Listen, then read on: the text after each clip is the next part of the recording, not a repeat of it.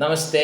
ശ്രീമദ് വിഷ്ണുവായ പുണ്യപുരാണം മായങ്കാവ് ദേവസ്ഥാനക്കളരി ശ്രീ വിശ്വനാഥൻ ഗുരുക്കൾ രചിച്ച പുരാണത്തിലെ അധ്യായം 2 പാർവതീദേവി മായാ കൂളിവാക രൂപം ധരിക്കുന്നു. പാർവതീദേവി വൈകുണ്ഠേശ്വരനെ ദർശിക്കാൻ ഉടൻ പുറപ്പെട്ടു. അനന്തശയനേശ്വരനെ കണ്ട മാത്രയിൽ തന്നെ പാർവതീദേവിയുടെ ഉത്കണ്ഠ നിഷ്പ്രഭമായി.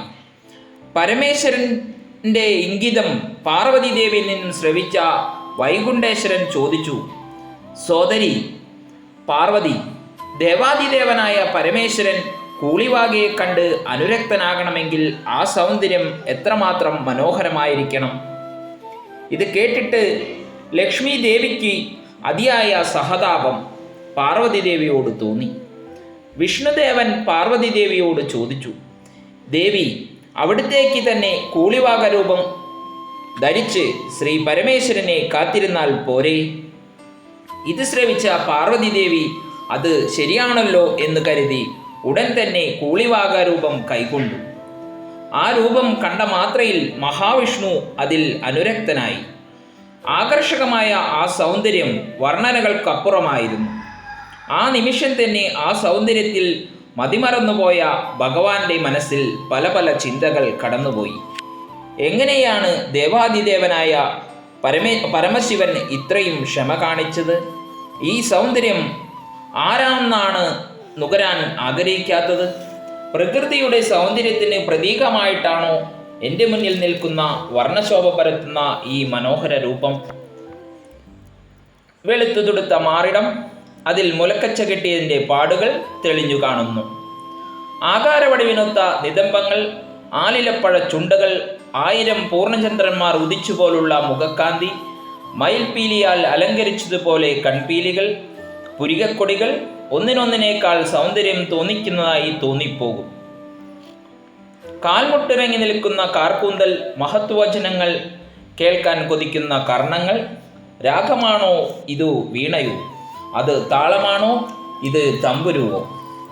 മന്ദമാരുതൻ്റെ തലോടലേറ്റ് ഇളകുന്ന ഓളങ്ങൾ പോലെ തോന്നിക്കുന്ന അടിവയർ, അതിൽ തൊട്ടുമീതെ ആരെയും അനുരാഗം പരവശകനാക്കുന്ന പൊക്കിൾക്കുഴി, നഗ്നമായ ആ ശരീരത്തിൽ നിന്നും സുഗന്ധദ്രവ്യങ്ങൾ പൂച്ചതുപോലുള്ള അഭൗമമായ സുഗന്ധം വ്യാപിക്കുന്നതായി അനുഭവപ്പെട്ടു.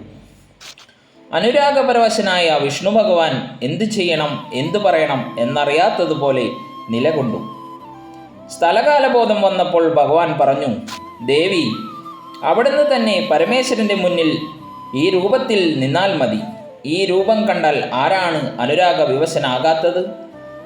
ഞാനിതാ വാക്ക് തരുന്നു. എൻ്റെ മായാ ചൈതന്യം അവിടുത്തെ ശരീരത്തിൽ ലയിച്ചു ചേരുന്നതാണ്. ഇത് പ്രകൃതിയുടെ നിയമമാണ്. മഹാദേവനുമായുള്ള അവിടുത്തെ വേഴ്ചയിൽ ഒരു മായാശക്തി പിറവികൊള്ളും. ത്രിഗുണങ്ങളും കൂടിച്ചേരുന്ന ആ ഉഗ്രശക്തിയുടെ ആവശ്യകത ദേവാദിദേവൻ പരമേശ്വരൻ അവിടുത്തെ വിവരിച്ചതല്ലേ?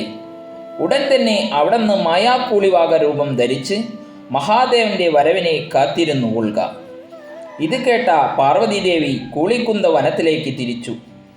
അവിടെ ചെന്ന് കൂളിവാക രൂപം പൂണ്ട് മഹാദേവൻ്റെ തിരിച്ചുവരവ് കാത്ത് കൂളിക്കുന്ത വനത്തിൽ ഊഞ്ഞാലാടി രസിച്ച് ഇരിക്കുകയും ചെയ്തു.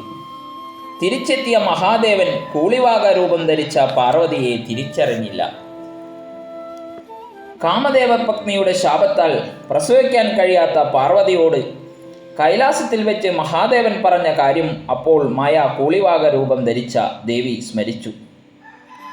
കുക്ഷിയിൽ, അതായത് വയറ്റിൽ പിറന്നുകൊള്ളുന്ന ത്രിഗുണാത്മകനായ ഒരു മഹാശക്തിയുടെ ആവശ്യകതയും മഹിഷിയെയും ബൃങ്കാസുരനെയും കൂടാതെ ഭഗവാൻ മഹാവിഷ്ണുവുമായി യുദ്ധസന്ധി ചെയ്ത ജലന്ധരൻ എന്ന ഉഗ്രരാക്ഷസനെയും വധിക്കത്തക്ക മഹാശക്തി ഉണ്ടായേ മതിയാകൂ.